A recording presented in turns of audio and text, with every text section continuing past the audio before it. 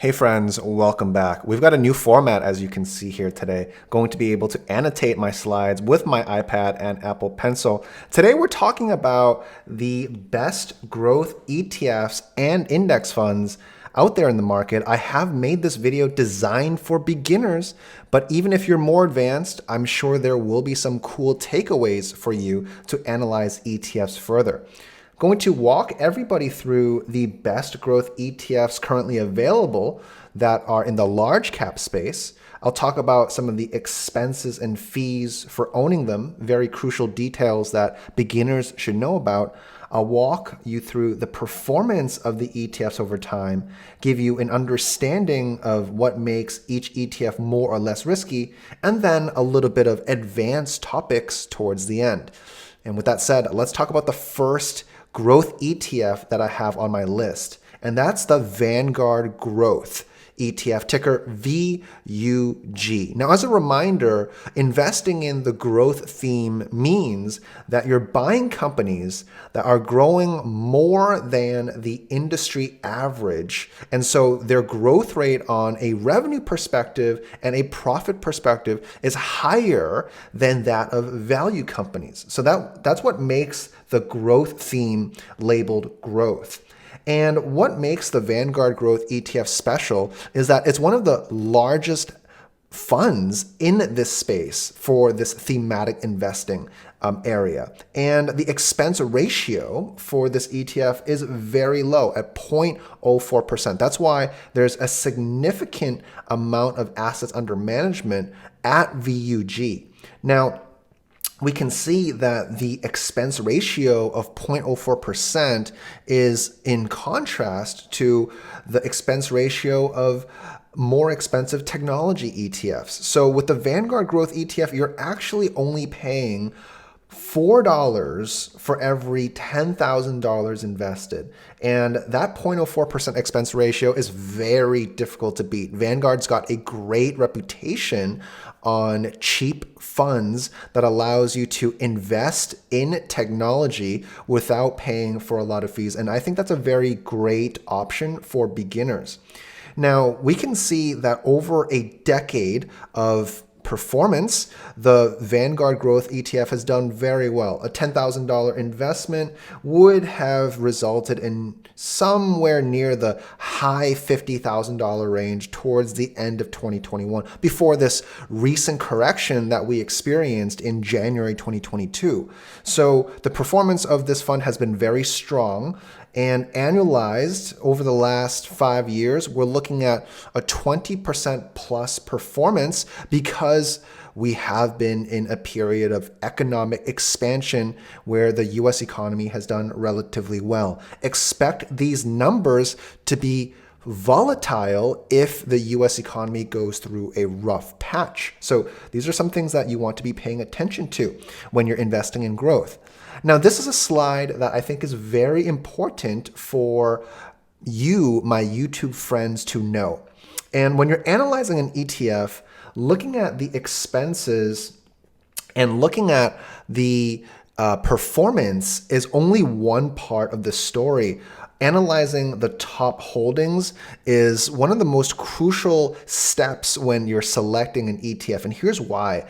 So when you're looking at an ETF, each ETF will usually publicly reveal what are the top holdings at the end of the month.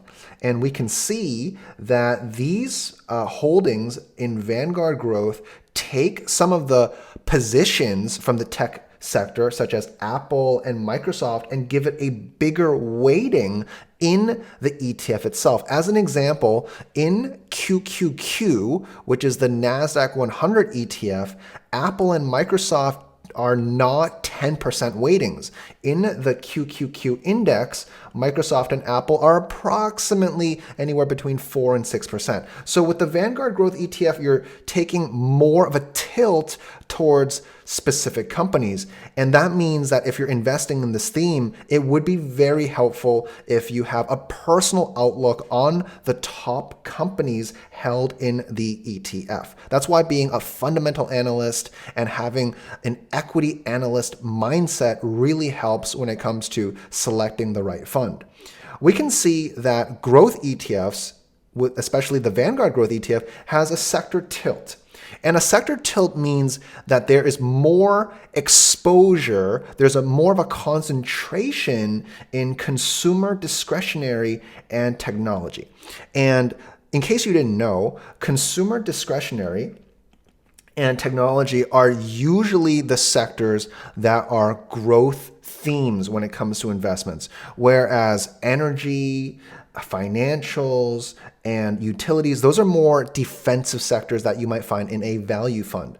Now, another important metric that you want to look at when you're looking at ETFs is the number of stocks in the ETF, which I'm going to cover when I talk about the other ETFs later today as well. You can see that there are 279 number of stocks in the Vanguard Growth ETF. And what that means is it's a very well diversified portfolio where the top 10 companies in the ETF takes up 50%, but the remaining 50% have significant diversification benefits. So the VUG ETF is definitely more risky than the S&P 500 index, but there is a bigger tilt towards consumer discretionary and technology. That's why it outperforms when the economy is doing well. With that said, because of the tilt and because of the exposure to the high risk sectors like consumer discretionary and tech, there's more risk, but there's also more reward.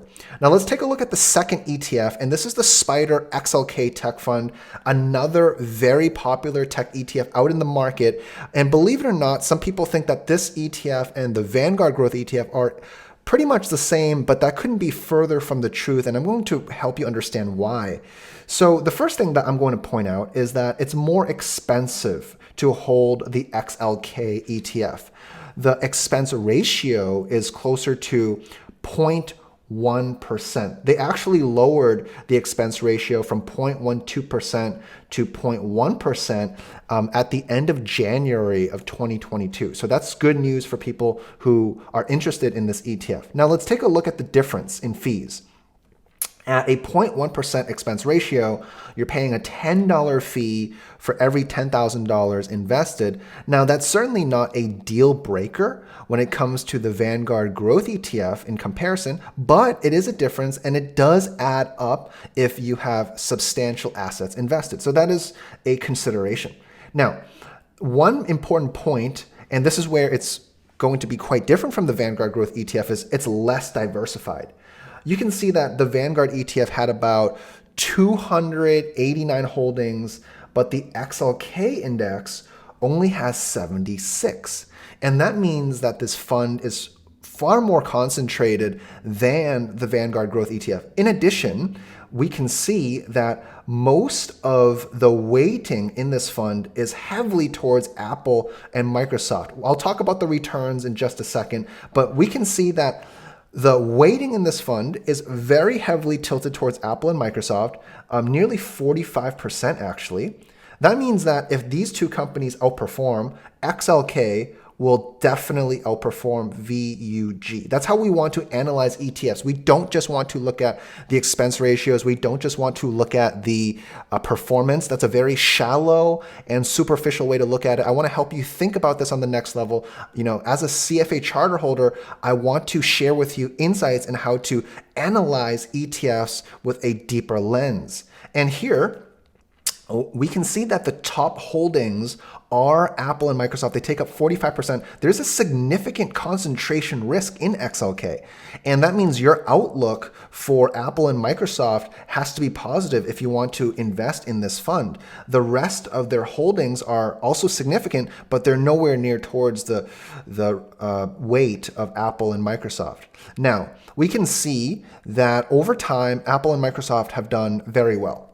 And because of that, their returns reflect it. Their 5-year annualized return is higher than the VUG ETF, pretty much by 8%. I believe when we looked at it, the 5-year return for Vanguard Growth was about 21%. Here in XLK, it's closer to 28%. That's a combination of the outperformance from Apple and Microsoft, and also because there are fewer stocks in this fund, and so it takes a more aggressive approach to investing.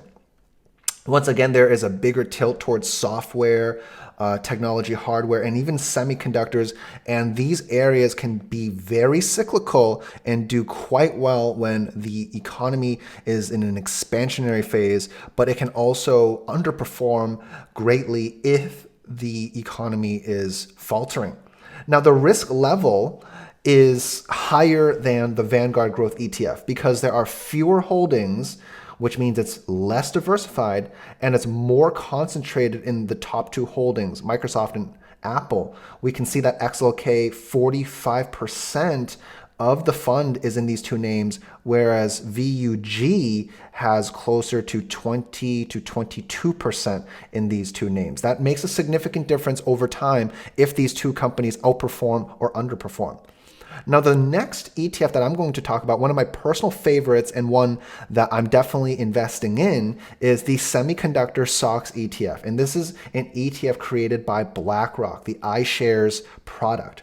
Now, the Semiconductor ETF, I want to tell everybody up front that this is one of the most volatile and risky themes within technology. It's for investors who have a strong stomach for risk and for investors who have an understanding of the future of technology. We're talking about artificial intelligence, machine learning, data centers. The objective of this fund is to track the performance of US-based semiconductor companies.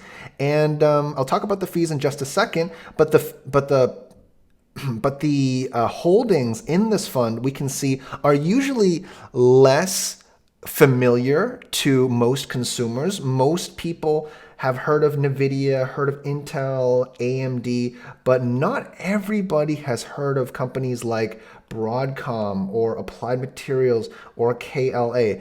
And so I encourage my viewers to invest in what they understand. There's certainly more potential in this sector when the economy is on an upswing. But if you don't understand what you're holding and there's a lot of volatility, that sometimes forces people out of the market when there are dips and corrections. So that is something that I just want to bring to my listeners' attention. Now, going back to how this ETF is different from the other two funds is that it's more expensive. The SOX index has a 0.43 expense ratio. 0.43%. And that means for every $10,000 invested, you're looking at about $43 in fees. And if you have a lot of capital invested, that ends up adding up pretty quickly. So you want to take note of that. Now, the portfolio characteristics of the SOX index is also important to look at. Compared to XLK and the VUG ETF, there are only 30 holdings here. So there's a significant concentration of capital in only 30 names. And there's also something here called standard deviation. The basic layman's term for that is risk. In other words, how risky is this fund? And in other words, the volatility of this fund could be substantial. Standard deviation measures the volatility of the fund. And at 23%, that means that the upside and the downside can be quite large. But in return for that risk, we can see that the 5-year annualized return, even after the January correction that we just experienced, is definitely higher than XLK and definitely higher than the Vanguard fund. So that's the Semiconductor Stocks Index. It's higher in terms of risk than the Vanguard Growth and the XLK because I view semiconductors as a cyclical investment theme. I'm personally investing in it, but that's because I also have a deeper understanding of the business models behind NVIDIA, AMD, AMAT, and companies on this list. Remember, definitely invest in what you're comfortable in and invest in amounts that will allow you to sleep well at night despite market volatility, because growth in tech will give you more return, but you will have to take on more risk in exchange. Now, the last ETF that I'm going to talk about is the Fidelity MSCI Information Technology Index ETF. And not a lot of people have heard of this ETF, but it is in fact the largest Fidelity Tech ETF available. And that means that it's worth mentioning because number one, the strategy behind this fund is solid, their performance has been strong, and their expense ratio is also reasonable. And I'm going to talk about that now. So here we have the Fidelity MSCI Information Technology Index ETF, ticker FTEC.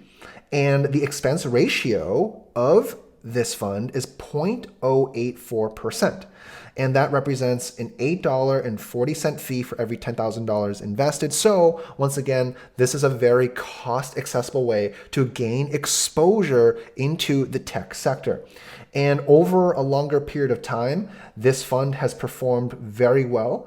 And a $10,000 investment about 10 years ago would be close to the $60,000 mark as of the end of last month. Now, you can see that the holdings and composition of this portfolio is similar to XLK in that Apple and Microsoft are nearly 40% of the fund. So that immediately makes this fund, FTEC, more risky than the Vanguard growth ETF automatically. But what about FTEC compared to XLK?